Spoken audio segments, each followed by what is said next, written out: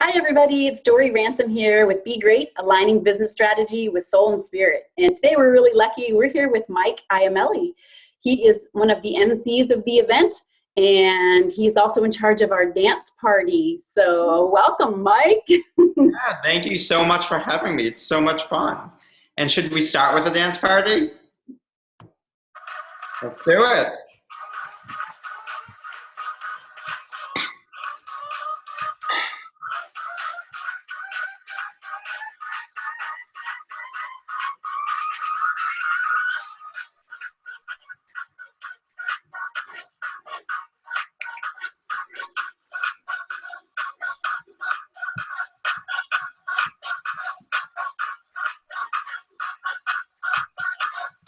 All right, I know we could go on the whole interview. Yes. And we can just dance and not even get to the actual interview. So. But it shows everybody that, we really ought to have some fun. We're going to have a great time at the Be Great conference in October. So again, Mike, thanks so much for being here. I'd love to dive right in. And actually, before we dive right in, you've got a great painting that's hanging behind you. I know you're in your new home now. Yeah. Maybe you can tell us a little bit about what's going on behind you. Yeah, so this painting, I can try to show it to you a little bit better. How do I do that? Okay. It is really cool. I wanted a bright, vibrant piece to be kind of the centerpiece of my place. And I did some research, and I found this artist I really liked, so I spoke with her, and she's very spiritual. And this piece is actually called Thoughts Becoming Actions. And so it's actually the process of kind of divine intention coming through you and manifesting into reality. And I love that idea, and I wanted to have that be kind of the centerpiece of my place. So it's one of my favorite things about my new condo. I love it. It's fantastic. Oh, thank you. So everybody, Mike's going to be one of our MCs, as I mentioned, but the reason that I asked him to be one of the speakers is he's been doing some really powerful work, both in his writing. He wrote a great book called Enough Already, and you can find that Amazon and your local bookstore, and I'll let him talk about that a little bit more here in a little bit. But here's a young man that was on his way up the corporate ladder, to say the least. I mean, he was further than some of us ever get, than a lot of people ever get. People that he was hanging out with, amazing. And he had a coming to Jesus talk, if you will, which was more of a coming to spirit talk for him. And he realized that what he was doing was not sustaining him, fulfilling him in any way. And he really went deep into who he was, took a close look at all of that, and got in touch with spiritual elements, his own spirituality. And by bringing in those spiritual tools, those spiritual connections, he was able to walk away from what he thought he wanted and really come into alignment with his life's purpose and who he is. And he is so happy. You can just see it on his face all the time that he is living his life's purpose. He is making a good living. And we are so excited to have you, Mike, coming to our event and bringing your energy and your wisdom and sharing with people, teaching people how to live a life that is in alignment with who they are. So Mike, you want to talk about that a little bit, your corporate experience? And yes, I'm buzzing with energy. I'm so excited right now, and you just thanked me. That was, what a welcome. So thank you for that introduction. Let me tell you the story. Us spiritual entrepreneurs, we all have a story, some way that we got off the traditional path and really found our own purpose.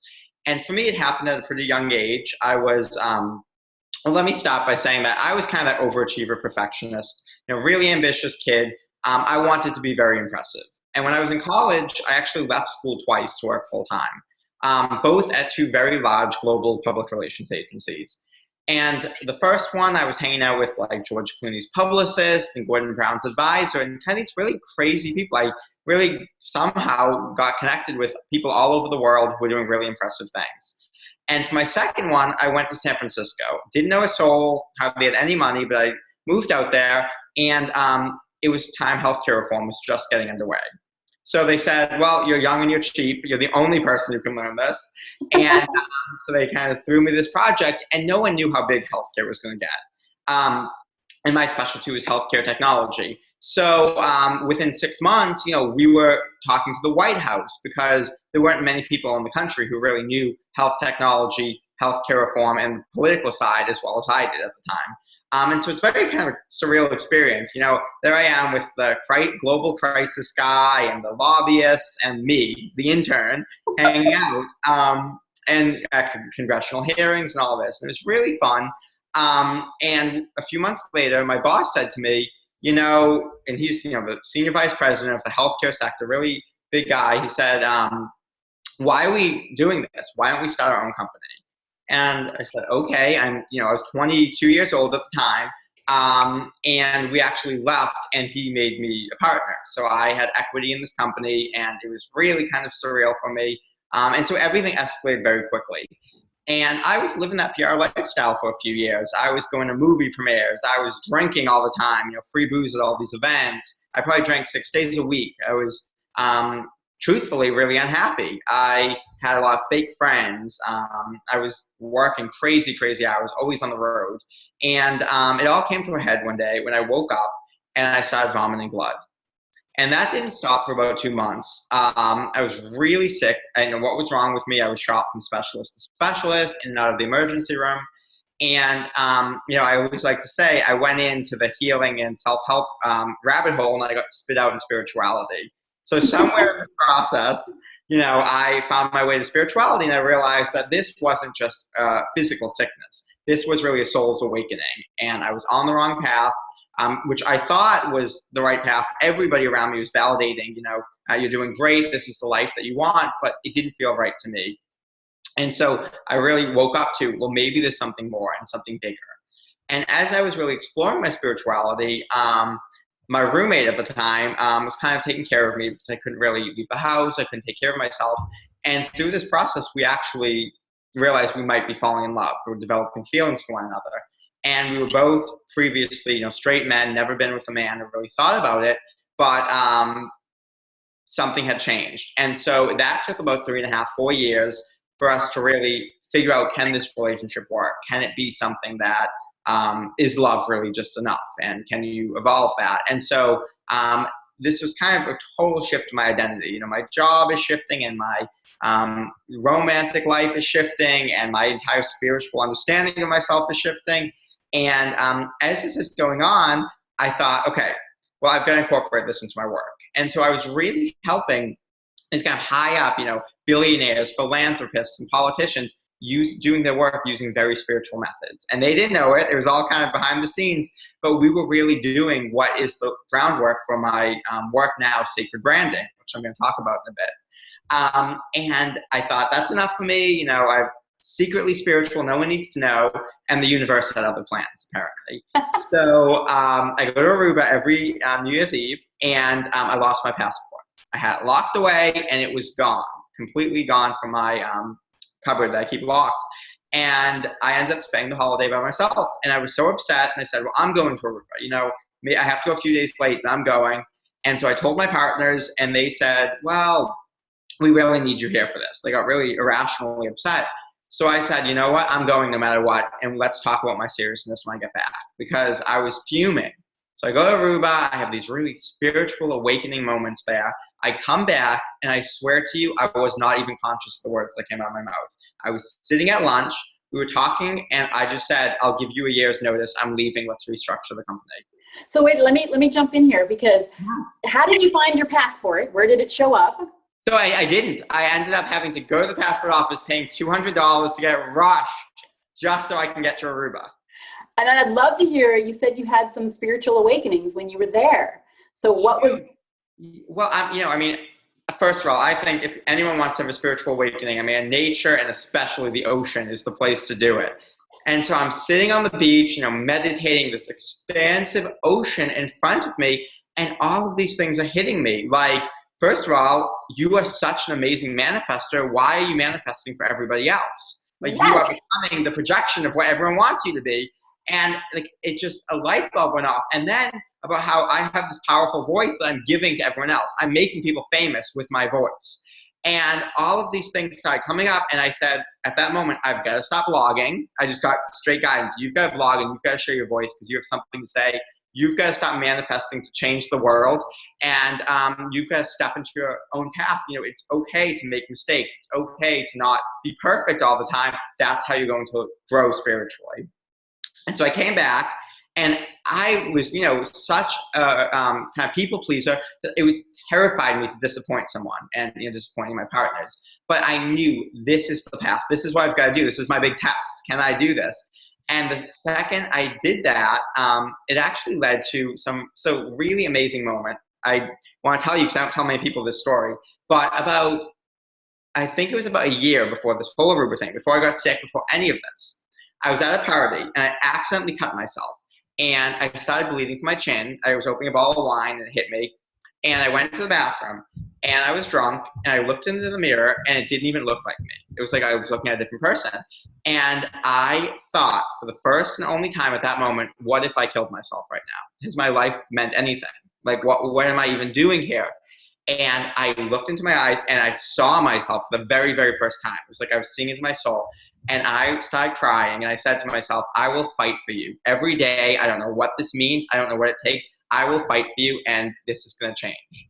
And I really I'm actually getting goosebumps now as I say it, but I credit that as that was the first moment that I stepped into my soul's purpose. And the sickness, the relationship with Garrett, the lost passport, all of that happened afterwards as a result to get me right on that path. So there's more to it. I mean, their spirituality, your guides, spirit was with you, helping you, bring you up to that point where you actually could come out. You weren't ready to come out then. You needed more time. And so all of those things that were happening were really the universe kind of like going, okay, come on, Mike, come on. I'm trying to lift you up and lift you out here. Right. Well, you know what I say all the time, and it's so funny, is that life to me and spirituality is kind of like reading like a murder mystery novel. You know, so many of us get upset and we're just like, oh, it's not going anywhere. But that novel would not be interesting if you stopped in the middle. I mean, things rarely make sense in the moment, but as we go back and we look back, we say, oh my God, everything happened perfectly. And for a reason, the clues were all there. We just needed to pick up on them. Yes, absolutely. I think about my life and how every little thing that's ever happened has led me to be great, and this idea behind it of empowering, especially women in business. It doesn't have to be just for women in business, but that seems to be the direction we're headed. Anybody in business that is trying to be great, if they were to come along on this journey with us for this Be Great conference, they're going to walk away with those connections, those really deep connections, a really fun experience. And gosh, I want to change the world. So I'm bringing people like Mike Iamele, who also wants to change the world. And he's doing it in such a beautiful, passionate way. And if we all would do it in a beautiful, passionate way, imagine what the world would be like. It's amazing. It's amazing to think about. I mean, and it's just so humbling to get to witness somebody else's unfolding. You know, I'm really big. I don't know if you can see it behind me, but I have some flowers out there. I'm really big into fresh cut flowers.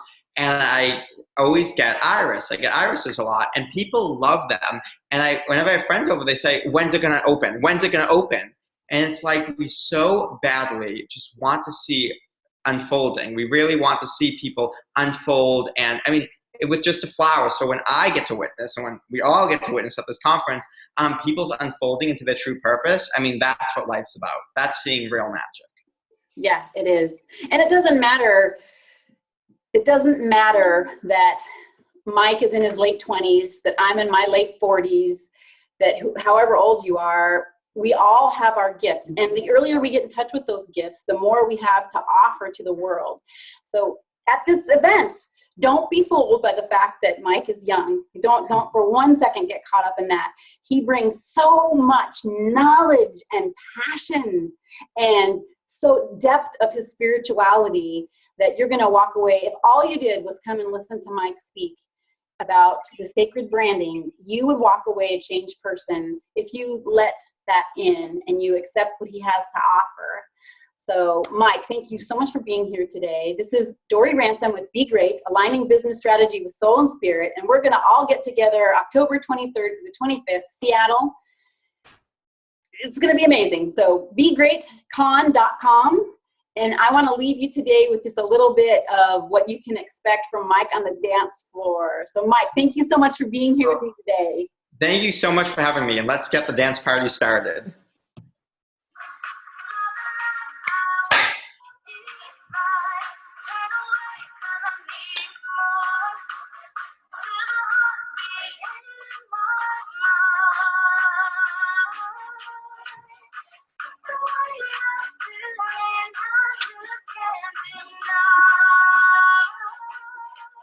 All right, everybody. Dory with Be Great. We'll see you in October. Mwah!